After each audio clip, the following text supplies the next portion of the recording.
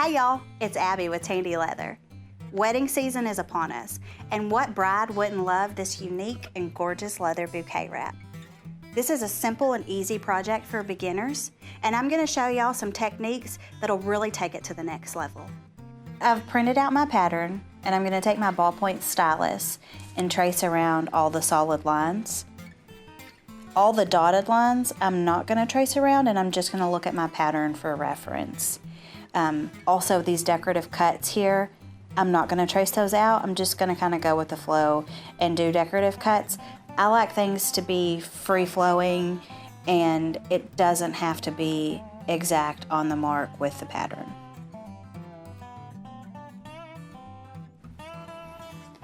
So I'm going to touch my leather. It needs to be cool to the touch, but not soaking wet. I've got my Craft Tool Pro swivel knife here, and I'm going to start cutting.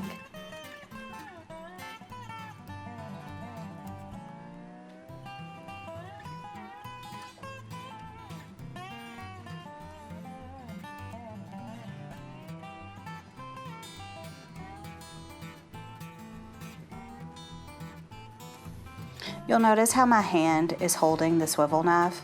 I've got the tip of my finger in this crook part, and I'm using these two fingers to move the blade, and I'm balancing myself and guiding my blade with this finger.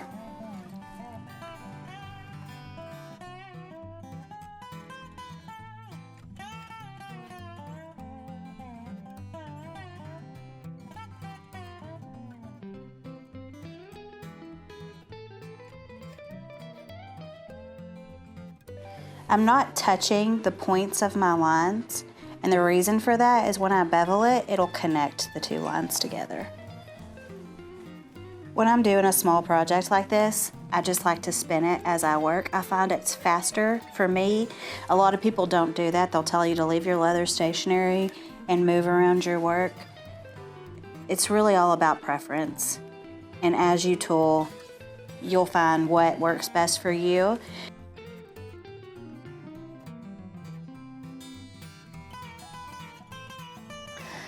So you'll notice here, I'm not touching these cut lines because we're gonna come in with this mule foot later and make the little arches. So I don't wanna touch these lines here.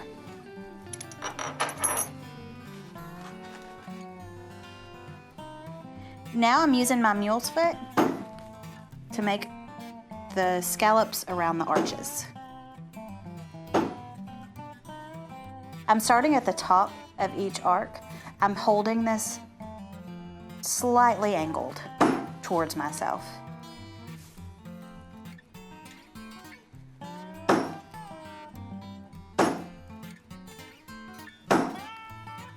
I said earlier that I didn't connect these lines, and this is why. When I'm coming in with this mule's foot, it's covering it nice, and we don't have a cut line going into where the scallops are going to be.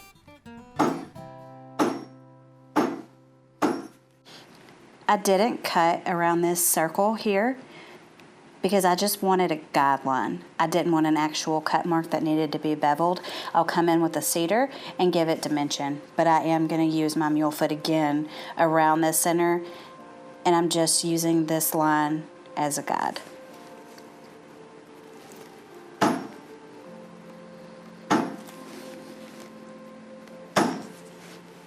You can see that this is a wider beveler.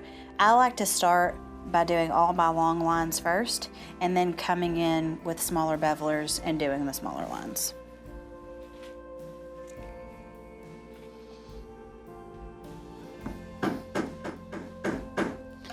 Notice how I'm holding my pinky out here.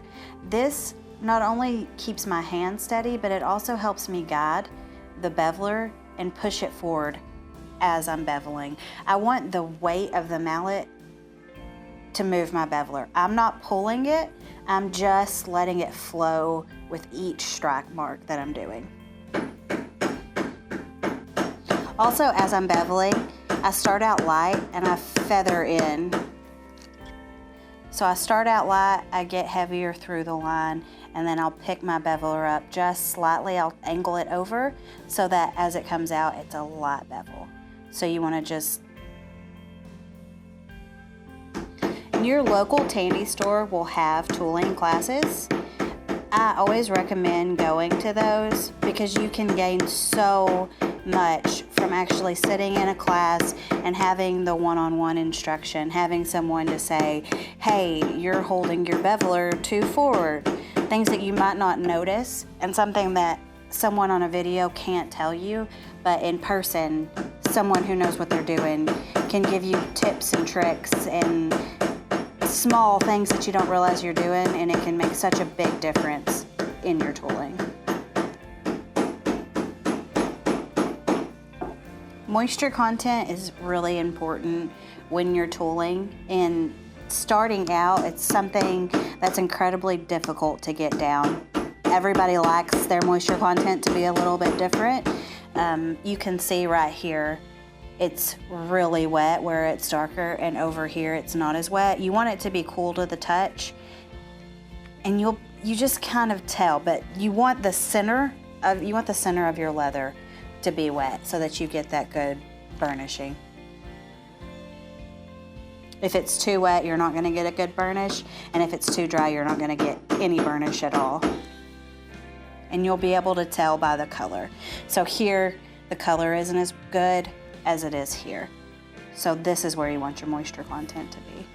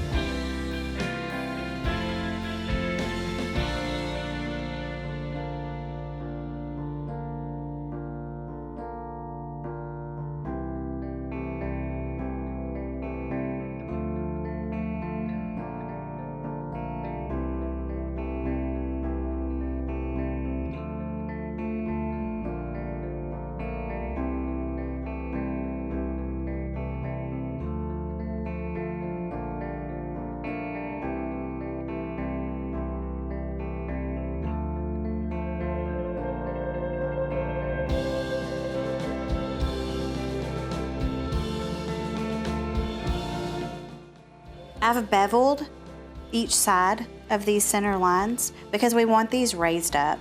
And when we paint this later, it's gonna really be three-dimensional, and you're really gonna be able to see how well this is raised because of that beveling on each side. Now I'm taking A104, and in these little triangle areas, I'm gonna mat this down so that this line is really raised.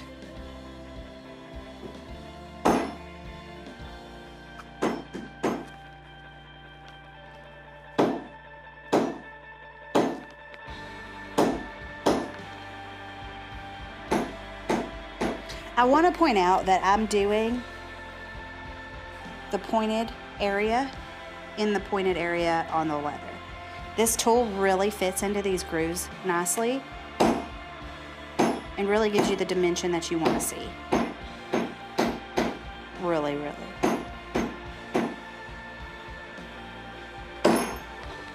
I'm going to take this tool now and just add some flair to these decorative cuts right here.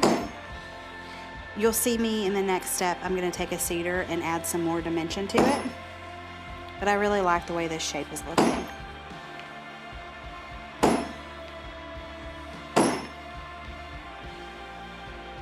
Now I'm taking the S706 and I'm going to do the center part of this.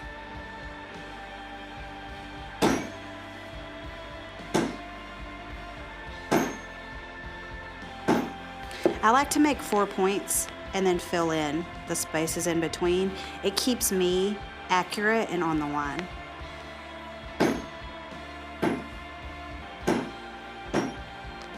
So now I'm taking the same cedar and I'm going around, and at every point I'm putting a dot. This is where your creativity really comes into play. This isn't precise. You can do this however you want. You just want it to be filled in and you want it to look pretty. And I strongly encourage being free and just letting your creativity flow. And that's what really makes a piece your own. When you take something and you add your own flair and your own decorative cuts and design aspects to it. Because at the end of the day, doing leather, this is art. And art shouldn't be stifled. It shouldn't be stiff and rigid. Art is an expression, and it should be an extension of your soul.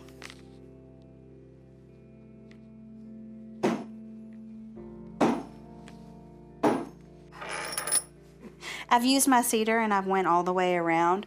So now I'm going to take my smaller cedar and I'm going to add more little dots. Again, this is very free flowing. I'm just putting them where they fit. Get in where you fit in.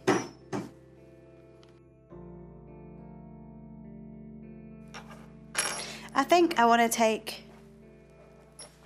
my A104 again, and I just want to make some little teardrops at the end of each one of these arches. Just adding some more flair, adds some dimension and some character.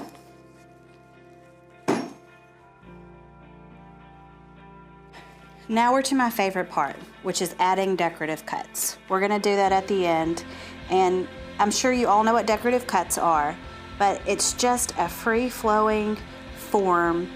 It adds dimension. When I go in here and I put antique on the top of it, that antique will really pick up in those cuts, and it adds so much dimension and drama to your piece.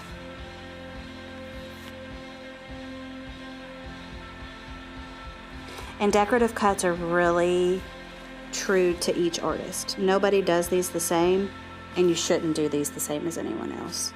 You don't want to do these the same as anyone else.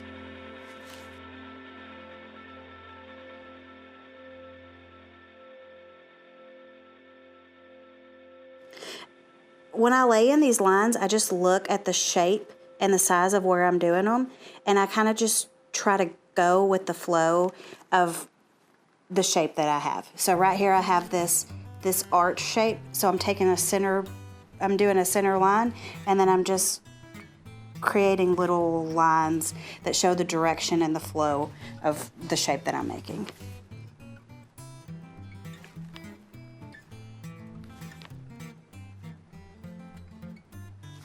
This is all about flow. This is all about creativity. It just adds flair.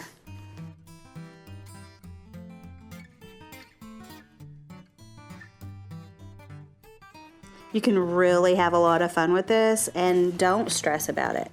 You want to do these super light.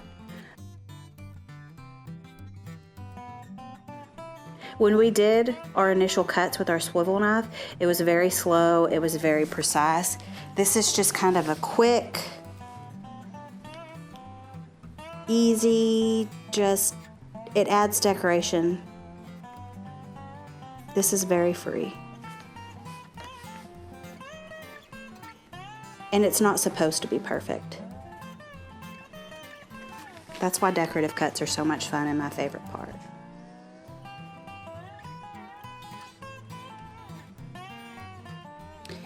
I think a lot of people, when they're tooling, they want everything to be perfect and to be precise. And especially when you're beginning, just go with it.